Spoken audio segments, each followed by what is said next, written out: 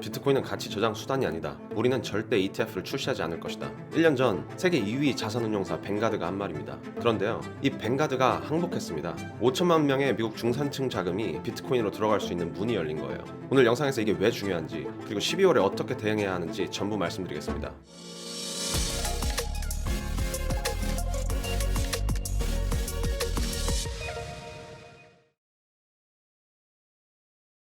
안녕하세요. 현재 트위터에서 한국을 대표하고 있는 조슈아입니다. 여러분, 저번 영상에서 제가 뭐라고 했죠? 당장 존버는 어렵다. 일본 엔캐리 리스크가 존재한다. JGB 10년 옥션을 지켜봐야 한다. 그리고 텔레그램에서 공유했습니다. 악재가 해소됐다고. 결과는요, 시장 안정화 랠리가 나왔습니다. 제가 말한 대로 됐어요. 옵션 시장에서 본 80K 바닥 다시 한번 확인해 준 겁니다. 근데요, 이번 반등은 단순한 기술적 반등이 아닙니다. 지금 시장은 매크로를 모르면 대응할 수 없는 정말 최악의 유동성을 가지고 있는 시점입니다. 그래서 매크로 분석이 제일 중요하고 시장이 주는 신호들을 해석하는 게 제일 중요한 시점이죠. 그래서 오늘 영상에서는요, 지금 시장에 어떤 신호들이 터지고 있는지, 그리고 이 신호들이 왜 이번엔 진짜인지 하나하나 짚어드리겠습니다. 이 영상 끝까지 보시면요, 12월에 어떻게 대응해야 하는지 명확하게 그림이 그려지실 거예요. 반대로 이 영상 안 보시면요, 왜 시장이 움직이는지 이해하지 못한 채로 또 흔들리실 겁니다. 오르면 또 오르나 불안하고, 내리면 이제 끝인가 불안하고, 그 불안함 오늘 끝내드리겠습니다. 그럼 먼저 현재 상황부터 정리해드리겠습니다. 오늘 핵심은 딱 두 가지입니다. 첫째, 일본 리스크. 진짜 해소된 건가? 아니면 숨어있는 건가? 둘째, 이번 상승. 진짜 바닥인가? 아니면 더 떨어지기 전 반등인가? 이 두 가지만 이해하시면요, 12월 포텐셜 산타랠리 잡으실 수 있습니다. 자, 먼저 일본입니다. 저번 영상 안 보신 분들을 위해서 핵심만 짚을게요. 일본 정부가 200조 원의 경기 부양책을 발표했습니다. 근데 문제가 뭐냐면 이미 빚이 GDP의 250%가 넘는 상황이에요. 빚쟁이가 카드 더 긁겠다고 하는 거죠. 그래서 시장이 의심하기 시작했습니다. 일본 재정 괜찮은 거 맞아? 최악의 시나리오요. 일본 금리가 통제 불능으로 치솟고 해외에 나가 있던 일본 자금이 본국으로 회귀합니다. 그 과정에서 미국 국채를 팔아치우면서 미국 금리 급등, 코인이랑 주식 폭락이에요. 2024년 8월 엔캐리 청산의 악몽, 그게 재현될 수 있다는 거였습니다. 그래서 제가 JGB 10년물 옥션을 지켜보라고 했던 겁니다. 옥션이 뭐냐면 정부가 돈이 필요하면 국채를 발행합니다. 근데 그냥 찍어내는 게 아니에요. 이 채권 살 사람 하고 경매를 붙이는 겁니다. 이게 옥션이에요. 여기서 핵심은요, 사겠다는 사람이 많으면 이 나라 믿을만 하네, 사겠다는 사람이 없으면 이 나라 위험한 거 아니야? 그래서 이번 옥션 결과가 중요했던 겁니다. 그리고 결과가 나왔죠. 국내 바이어들인 은행, 보험사, 연기금이 JGB를 잘 받아줬습니다. 쉽게 말하면요, 일본 내 큰손들이 우리가 살게 하고 손을 들어준 거예요.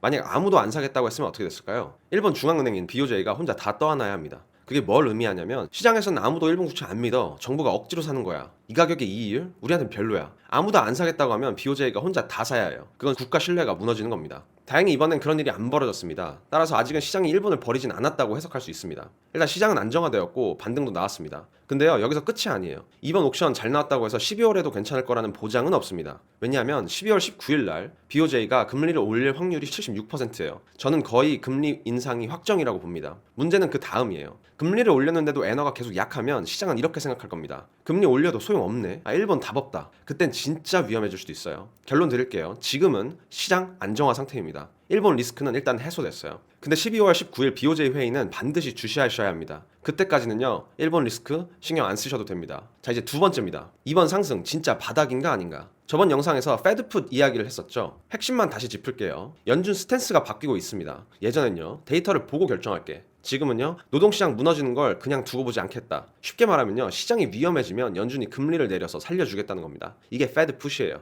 바닥에 안전망이 깔려 있다는 뜻이죠. 그래서 제가 페드풋이 다시 살아났다고 했던 겁니다. 근데 이게 말로만 그런 게 아닙니다. 실제로 증거가 나왔어요. 여기 레포라는 게 있습니다. 레포가 뭐냐면요, 은행들이 급하게 현금이 필요할 때 연준한테 하루짜리로 빌리는 겁니다. 마치 여러분이 급할 때 마이너스 통장을 쓰는 것처럼 연준이 필요하면 빌려줄게 하고 창구를 열어두는 거예요. 근데 이번엔 그 규모가 135억 달러가 주입됐습니다. 이게 얼마나 큰 거냐면요, 코로나 때가 역대 1위였는데 그때 피크가 150억 달러였어요. 지금이 역대 2위 수준입니다. 근데요, 여기서 핵심은 규모가 아닙니다. 연준이 실제로 돈을 풀었다는 사실이에요. 페드풋이 말로만 있는 게 아니라 행동으로 보여준 거예요. 시장아, 걱정 마, 내가 지켜줄게. 연준이 이렇게 말하고 있는 겁니다. 그래서 주식이나 비트코인 같은 자산이 숨통 트이는 효과가 큽니다. 근데요, 이게 끝이 아니에요. 연준이 한 발 더 나아갔습니다. QT가 드디어 종료됐어요. 큐티가 뭐냐면 연준이 시장에서 돈을 빨아들이는 겁니다. 경기가 과열되면 돈을 걷어들여서 시키잖아요. 그게 큐티입니다. 양적 긴축. 근데 이게 끝났습니다. 쉽게 말하면 그동안 연준이 빨대 꽂고 돈을 빨아가고 있었어요. 이제 그 빨대를 뺐습니다. 앞으로는요, 오히려 돈을 더 풀 수도 있다는 거예요. 이게 뭘 의미하냐면 연준이 인플레이션이 좀 올라도 감수하겠다는 겁니다. 물가 좀 올라도 괜찮아. 시장 죽이는 것보단 나아. 연준이 이렇게 확실히 방향을 튼 거예요. 그리고 하나 더 있습니다. 트럼프가 연준 의장을 빨리 바꾸려고 하고 있어요. 이게 왜 중요하냐면 트럼프는 금리를 내리고 싶어하는 사람이거든요. 시장을 살리고 싶어요. 본인 입맛에 맞는 의장을 앉히겠다는 겁니다. 물론요, 12월 16일, 18일에 나오는 고용이랑 CPI 데이터는 봐야 됩니다. 근데 데이터가 괜찮게 나오면 2026년에도 금리 인하 기조는 계속될 겁니다. 추가 유동성 공급이 가능하다는 뜻이에요. 이번 상승이 계속 유지될 수 있다는 겁니다. 정리하면요, 미국은 연준이 레포를 통해서 인플레이션이 높아도 최대한 시장을 받쳐주겠다는 의지를 보여주었습니다. 트럼프 또한 빠르게 연준 의장을 바꾸려고 준비 중이죠. 시장의 바닥이 다져지고 있다는 겁니다. 거기에요, 진짜 호재가 동시다발적으로 터졌습니다. 첫째, 뱅가드입니다. 아까 도입부에서 말씀드렸죠. 항복했다고. 12월 4일부터 뱅가드 고객 5천만 명이 비트코인 ETF를 거래할 수 있게 됩니다. 근데요, 뱅가드 고객이 누구인지가 중요해요. 미국 은퇴 저축 1위, 인덱스 펀드 1위, 일반인 직접 투자 1위. 쉽게 말해서요, 중장년층, 안전하게 투자하는 사람들이 주 고객입니다. 이 사람들한테 비트코인의 문이 열린 거예요. 추정 자금 유입은 500억 달러에서 1000억 달러 가능합니다. 진짜 유동성이 받쳐지기 시작한다는 거죠. 그리고 뱅크 오브 아메리카요, 포트폴리오의 4%까지 크립토를 확대하라고 권고했습니다. 둘째는 SEC입니다. 새 SEC 의장 폴 애킨스가 뭐라고 했냐면요, 1월부터 규제 개혁 들어간다. 이게 왜 크냐면 전임 의장 갠슬러 때는 바이낸스, 코인베이스, 리플 전부 다 소송 걸었습니다. 크립토 회사들이 미국을 탈출했죠. 근데 지금은요, 대부분 소송을 철회하고 있어요. 트럼프가 미국을 크립토 수도로 만들겠다고 했잖아요. 그 공약이 실제로 움직이기 시작한 겁니다. 중기적으로요, 알트코인들한테 유동성이 들어올 수 있는 문이 열린 거예요. 그리고요, 어쩌면 제일 중요한 부분입니다. 이번엔 호재에 시장이 반응했어요. 이게 왜 중요하냐면요, 좋은 뉴스가 나와도 시장이 안 움직이면 아직 유동성이 없다는 겁니다. 악재가 나와도 올라가면 시장이 굉장히 과열된 거죠. 근데 이번엔요, 호재에 반응했습니다. 그것도 비트코인만 움직인 게 아니라 알트코인들이 같이 움직였어요. 근데 여기서 진짜 중요한 질문 하나 던져볼게요. 만약 뱅가드 뉴스가 저번 주에 나왔으면 시장이 이렇게 반응했을까요? 아닙니다. 절대 아니에요.